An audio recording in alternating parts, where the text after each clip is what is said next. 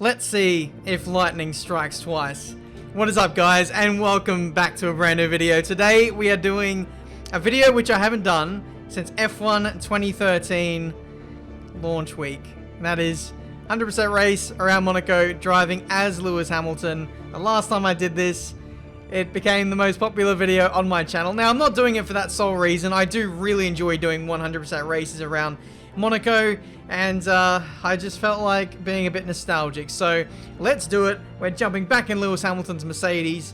Who would have thought after 7 years he would have this many world titles and be staring down the barrel of being equal greatest of all time in terms of world titles? It's pretty mad. But anyway, we're in the black Mercedes, which has been modded in, by the way, not the full skin just yet. We're starting from the back, 110 AI. It doesn't get any more difficult than this. Let's get into Monaco 100%. We're here to kick off today's race at the infamous Circuit de Monaco. Drivers will need to be on their top form if they want to take home the win today. And as always, a man with plenty of racing experience joins me in the commentary box. Today it's Anthony Davidson.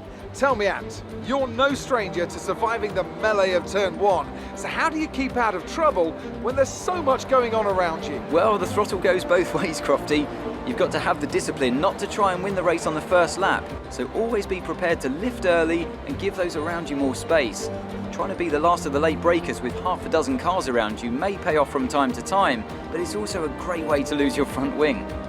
Alright then, so here we are on the grid of Monaco. Let's have a quick look at the strategy.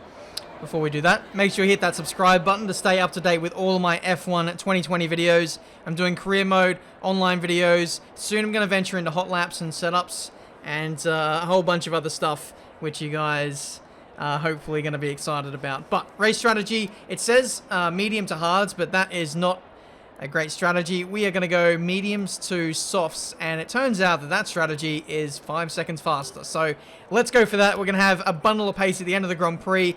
Let's hope that we're there by the end of it. We are running with simulation damage, and the AI can be a bit erratic sometimes.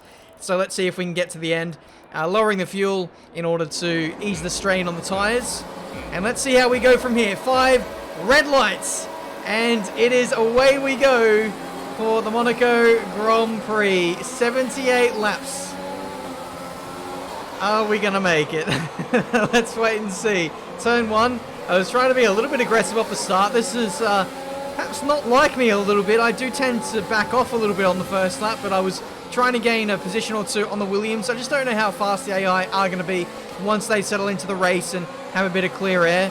It is handy to just put cars behind you and set after the faster boys. But we will have a disadvantage early on being on the medium compounder tyre. Everyone in the top 10, I'd imagine, will be on the softs, so they'll be hard to catch, especially when we're held up in traffic like this. It was literally just rush hour traffic through the Fairmont hairpin. Thankfully, we only have to negotiate it like that once. After lap 1, it opens up a whole lot more, so we'll see how it goes for us in the subsequent laps. But it's still side by side for Magnussen and Russell. I tell you what, that was very close. That was not a smart idea, trying to make it 3 wide into the Novo chicane. But we backed out of it. We all have our front wings intact, and we can continue to race on. But the initial goal here will be to clear George Russell, and we make very quick work of him there into Raskas. That's going to be a popular overtaking zone today. I'm very quick in the third sector. Always have been here in Monaco, and it's a heavy braking zone, really tight on approach, and if you can just be close enough, yeah, it's risky, very risky, but if you're brave enough, the rewards are there to be taken. Magnussen up next, and look at this, we just go clean around the outside of him there at Casino Square. That's the difference between a Mercedes and a Haas. And just checking, because I couldn't believe that move.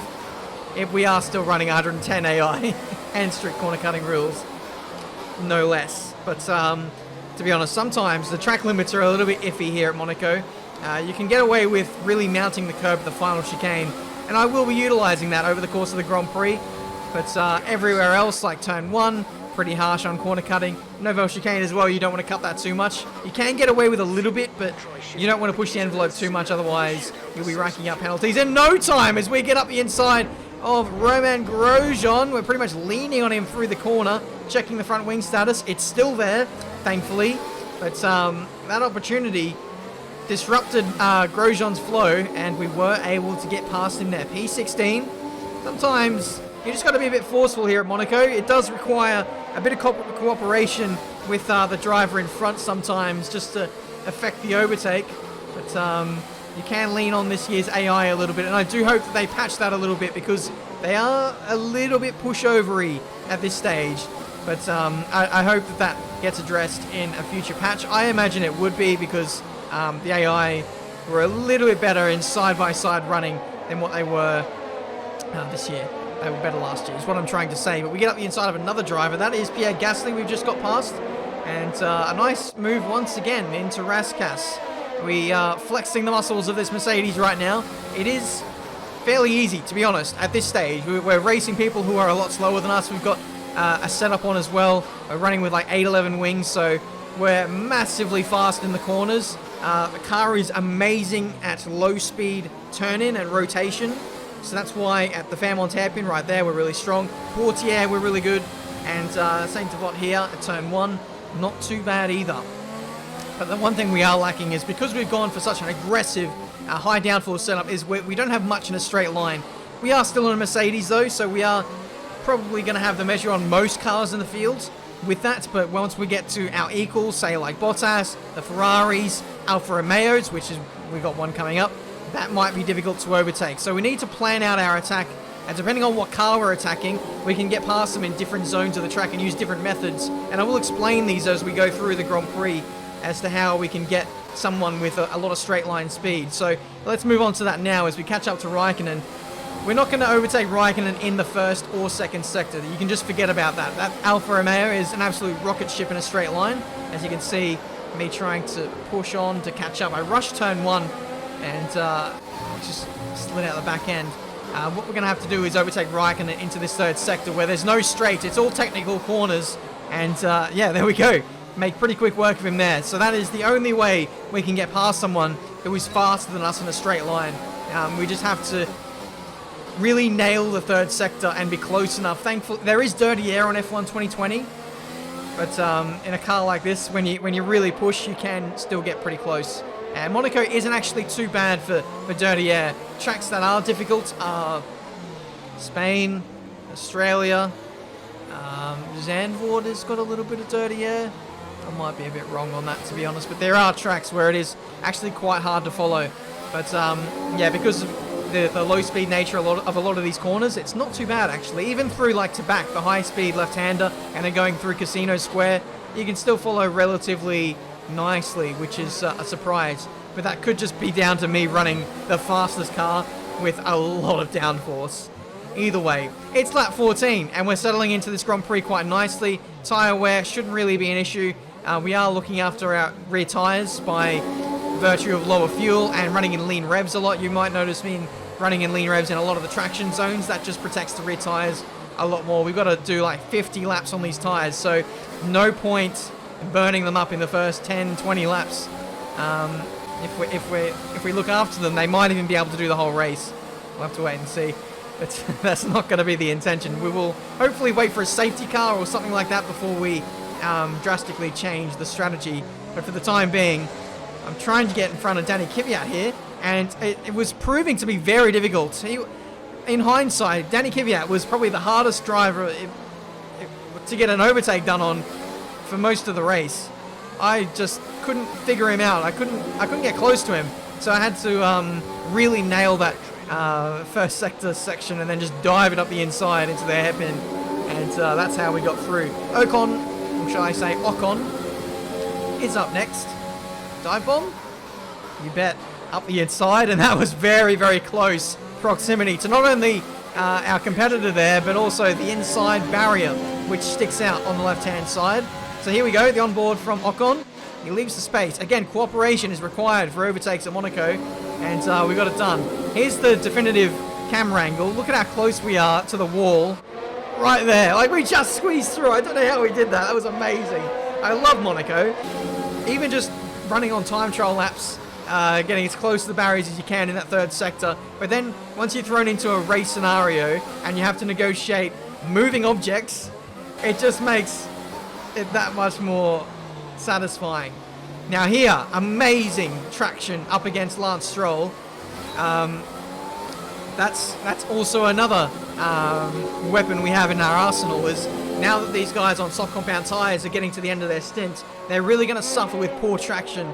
So being able to do the slow in, fast out, and just really punch out of the penultimate corner, it gives you a nice run into the final corner. And it'll be a move that I think we'll utilize over the next few laps while these guys are really struggling on these softs. So let's see if we can do it again on Sainz. We might even be close enough to dive it into Raskas. But I'll be honest, doing the slow in, fast out is actually less of a risk. So here we go, opening up the second last corner, and there we go, punch it into the last one.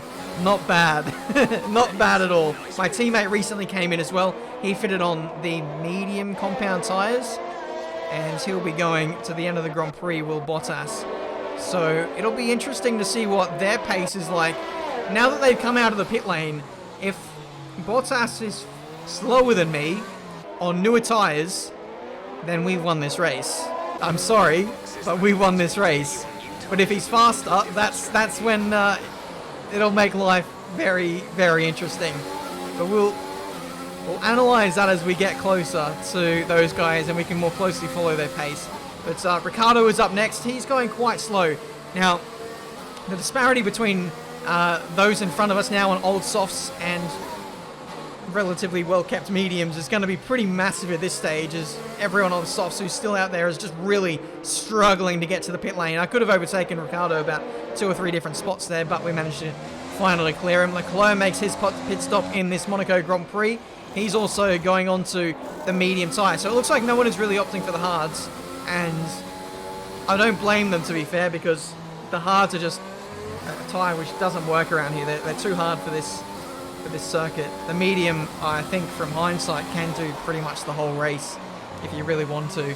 So absolutely no need to utilise that tyre. But now we're in P3, and this is very interesting to keep an eye on the gap. When we got into P3, the gap to Verstappen was like 5 seconds. I think it was 6 or 7 to Bottas. So he is extending the gap at this stage, and he's putting in purple laps. I believe he put in a 12.9 on the last lap. We're going to see what our pace is now that we're pushing. I have noticed a little bit of understeer at high speed. So maybe, I don't know, temperature's affecting it a little bit. Tyre wear isn't actually too bad, but there is a little bit of push in this car. I was noticing just in the editing here. So not optimal pace, and Bottas is absolutely flying. He's over a second a lap faster than us at this stage. So it's interesting.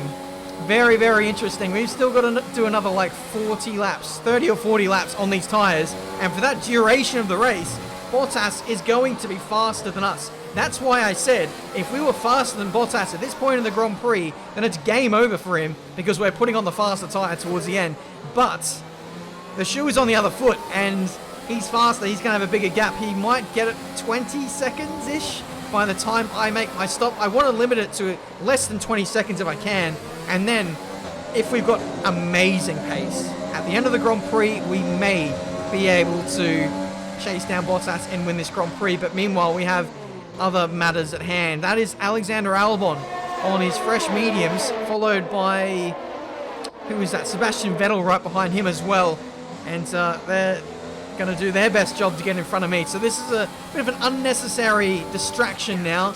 I want to focus on keeping my eyes forward and just keep pushing, but now I have to kind of worry about defending from Albon. Thankfully, he didn't really attack me all too much in this Grand Prix. There was 1 or 2 chances that he had on the back straight, which he got close but was never able to do anything about it. But now we have another curveball thrown at the leaders.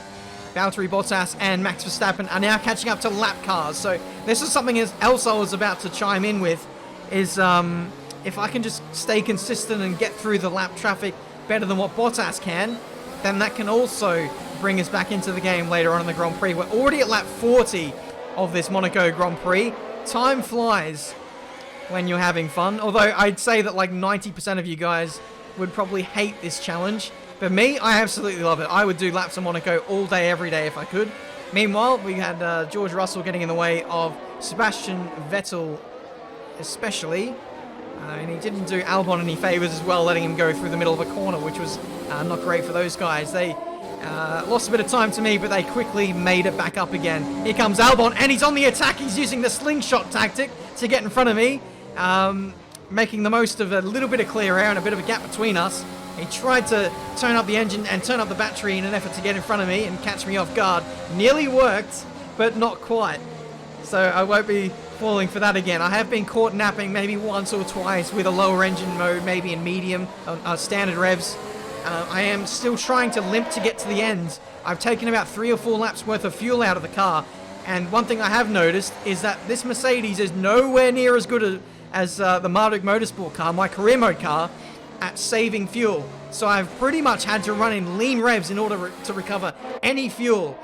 In my career mode car, I can get away with running in standard and saving fuel. But I have to run strictly in lean if I want to recover any. So it's proving to be very difficult here in this Monaco Grand Prix, and is leading to part of the reason why Bottas is getting away as much as what he is at this stage. About 20 laps to go. I think we will be diving into the pit lane now. I was waiting for us to catch up to that next group of lap cars that you can see on the mini-map. And I didn't want to get held up by them, so I waited for us to get really close, and then I'd release Albon and then Vettel straight into that, and then I'll pit for the soft compound tyres like I have, and then that'll give me a really good chance of catching up even sooner. So for that middle part of the race, I had essentially forgotten about Verstappen and Bottas and was purely focused on saving fuel because I wasn't going to catch them based on that pace, and running in lean revs, I could hold them up to my pace.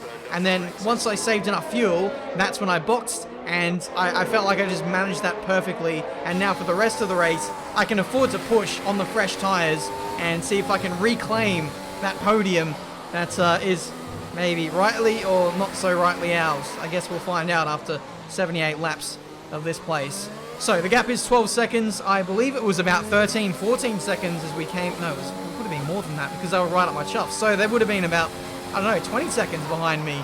So they have been held up a lot behind traffic. We set a fastest lap of the Grand Prix of a 110.6, which is pretty good. I actually could have gone better. I feel like if I nail a really good lap, maybe in a few laps time, we could maybe get into the really low 10s or even a 9. That would be really pushing it though. Maybe if we boxed in the final few laps, I could get a 9. I'm not too sure. But either way, now we're just cycling through all the traffic. We are rapidly closing in on the Red Bull and the Ferrari ahead. Fresh tyres around this place just makes such a difference. We're getting really close to the wall there at the exit of the Tabac corner. And I tell you what, there is no greater feeling in racing games than pushing the limits here at Monaco. It's... I'm erect. Oh, we've caught up to Vettel. It's lap 60. So there we go. Nice change of subject there. Albon is a couple seconds up the road. He's trying to break away from Vettel, who is closing the door on us there into the Rascasse corner. I don't blame him, to be fair. I wasn't close enough. And to be honest, I was having a little look. I was testing the waters. And I wasn't quite close enough on that occasion. But it's just a rehearsal for maybe later on in the Grand Prix when we are more of a chance of getting up there. But he might be aware as to my move now, so I'm going to go for it a different spot here into Mirabeau. There we go. P4 for the taking for Lewis Hamilton. And next up is Alexander Albon. And are we going to do it again? Is Lewis Hamilton going to snatch away another podium from the young Red Bull's hands? Young Red Bull driver's hands. No, it's not the Red Bull's hands. A Red Bull car, F1 car, doesn't have hands. Has tyres. It has a wheel which has handles on it where hands can go, but the car itself does not have hands. There we go. That's just something I thought I needed to address. After all the 1,600 videos I've made on my channel, I've never had to discuss the fact that an F1 car doesn't have hands. But there you go. 15 laps to go. And it's very tight at this stage to see if we can get on the podium I think it's going to come. We just need to be a bit patient and wait for the right moment as we get very close there. Had to back out of that, otherwise I was going to lose a bit of my front wing. So my race here is in Albon's hands. Let's hope he isn't too mad at Lewis for their recent escapades. Following him very closely through this Sector 3 section and not really pushing the limits of the final chicane like I normally would. I don't push it every lap around there. It's far too risky. This place is more like a marathon, and I like to push at the right moments where we're going to see the biggest benefit, and I think it might be coming here as we look inside, but no, we go outside at turn 1, and that is us on the podium. Lewis Hamilton is back here in Monaco, and Alexander Albon is going to go running back to Red Bull crying once again. That's harsh. I really like Albon. He's a great guy.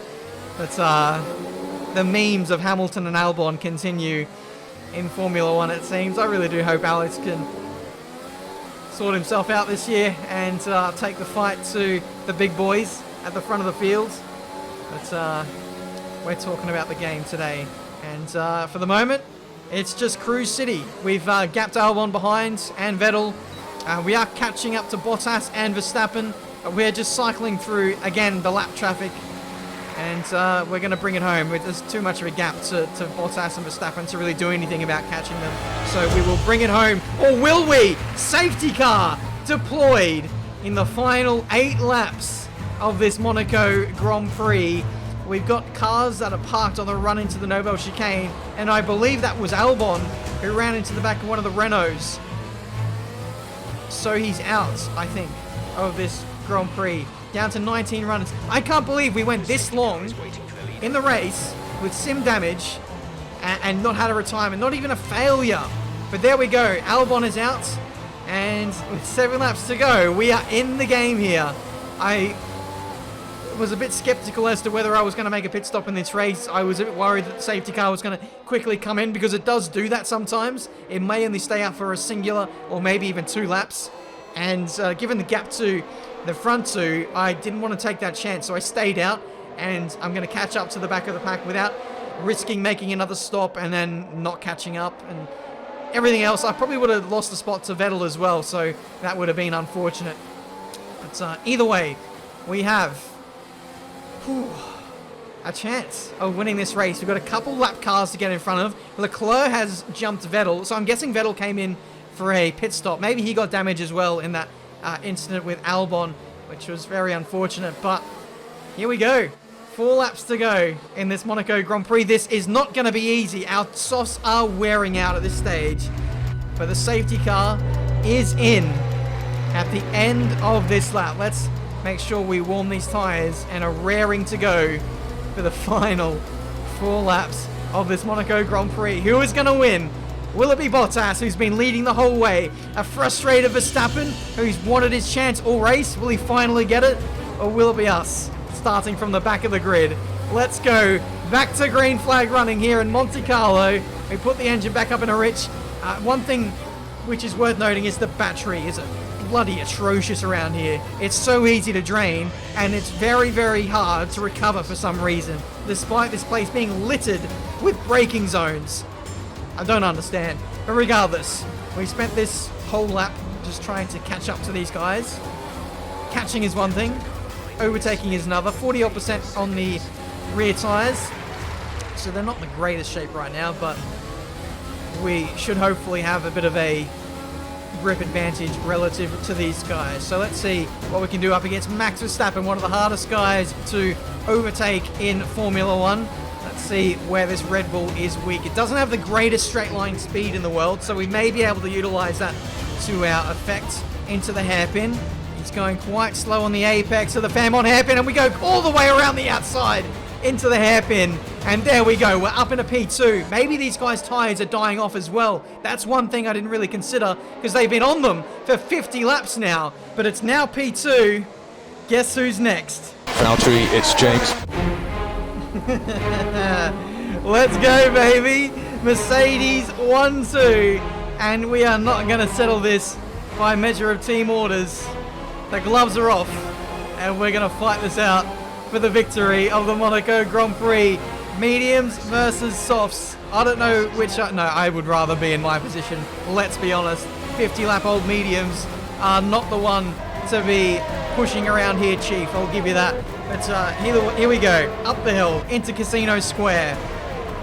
The last car to overtake is that of my equal. In the same machinery, I don't really know where we are going to strike. But I would imagine he is not faring too well in terms of grip. So I think one viable option is Raskas, doing what we did to the soft compound runners at the end of their first stint. Well, they had poor traction, but I would imagine that Bottas, being on tyres that are this old, he's going to have poor traction as well. So that's one area of consideration. We could get him. But we'll just have to wait and see. Not laying down the power all too well coming out of the Nouvelle chicane. And it just leaves him so vulnerable into this part of the circuit. Not quite pushing the limits of the final chicane like I'd like. This is your final lap of the race. As we get the notification from Jeff that it is the last lap. Thank you very much for that. As if I didn't need any more encouragement in this Monaco Grand Prix. Literally pushing him through Mirabeau. Do we go up the inside into the Fairmont hairpin? No is the answer. Outside though, like we did to Verstappen? No. I was also testing the waters with that. So let's get a nice punchy run here into the Nouvelle chicane. He has really good straight line speed, so that rules out the dive bomb into this next chicane. What that leaves me with is just one or two final options, either inside or outside at Raskas. So let's see. We need to nail this section through to back, up against the wall, up and overtake, and Rich. And we're going to give it absolutely everything into this last corner, whether he likes it or not. Up the inside, Hamilton is through. We don't crash, and it looks like we're going to hold on for the victory of this Monaco Grand Prix. We literally only led for one corner. Yes, you've done it. Well done. What? Oh my god.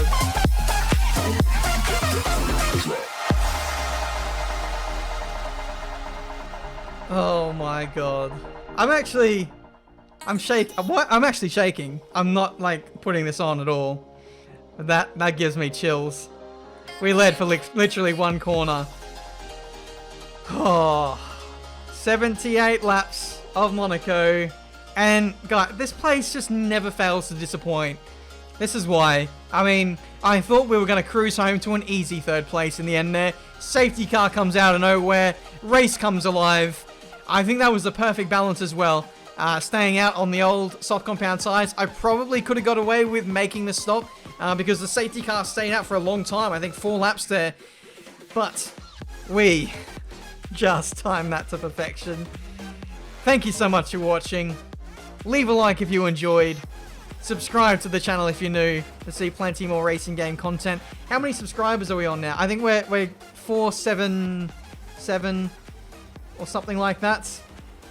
We're rapidly approaching 500k. If you haven't subscribed already, please do. That would help me out a great ton. I would love to hit 500k this year, so let's see if we can make that happen. And I'll continue to upload daily for you guys for as long as I can on F1 2020. I'm really enjoying it, as you can tell. I mean, how could I not be after races like that?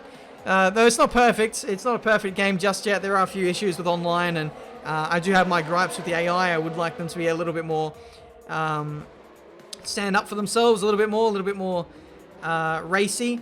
But apart from that, I'm having fun, man. And I can't wait to show you guys more videos. I will have another career mode video out later today. This one kind of took priority today, so it might be a late upload for career mode, but it will come out nonetheless. That's there we go. I need to lie down. That was intense. Any other races I should do 100% races at? Maybe Zandvoort, Abu Dhabi, test the day-night transition potentially, if that's something you guys want to see. But either way, thank you so much for watching. The next one of these I might be online, so that might be a consideration. But either way, at this point, I'm just waffling. Thank you so much for watching. Until the next one, I'll see you next time.